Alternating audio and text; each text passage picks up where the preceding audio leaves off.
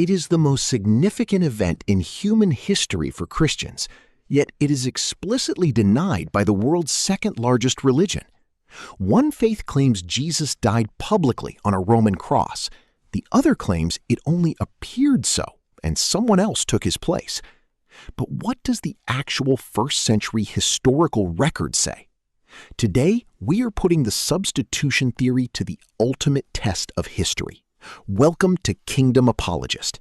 Today, we will tackle the historical bedrock of the gospel, the crucifixion.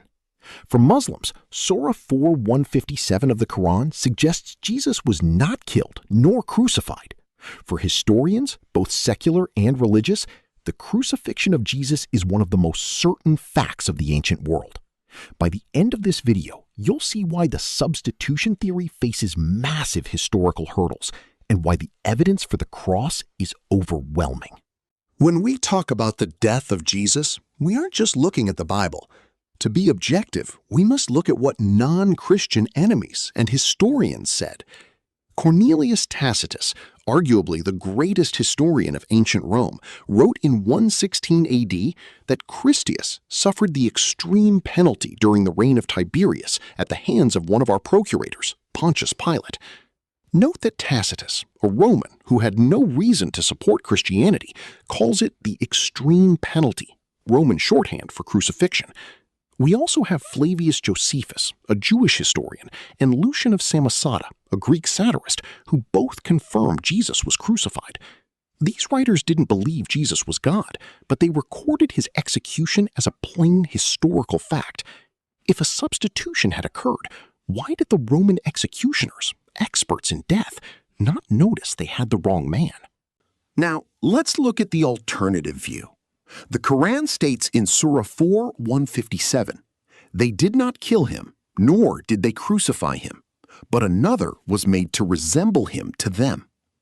This has led to various substitution theories.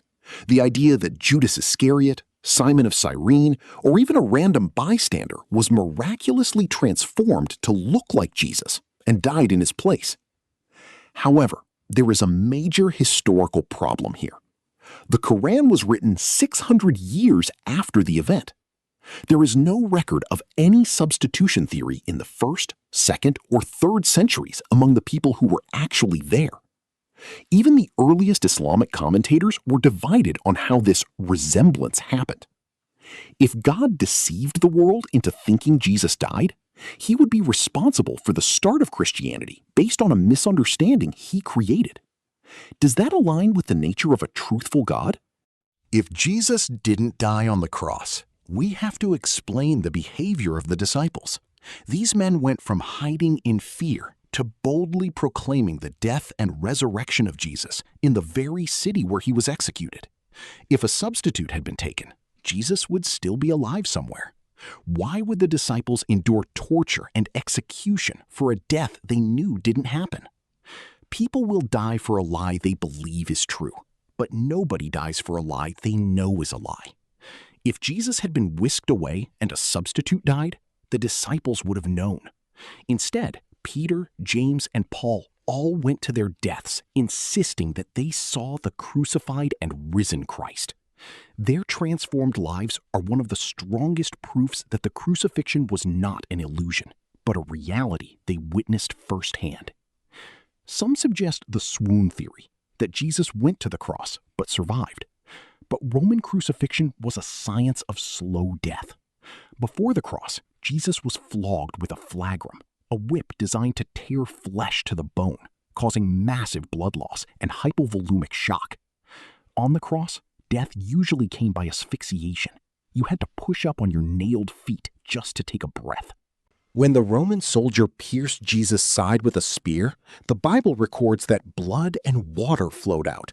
Modern medicine identifies this as pleural effusion and pericardial fluid, clear signs of heart failure and death.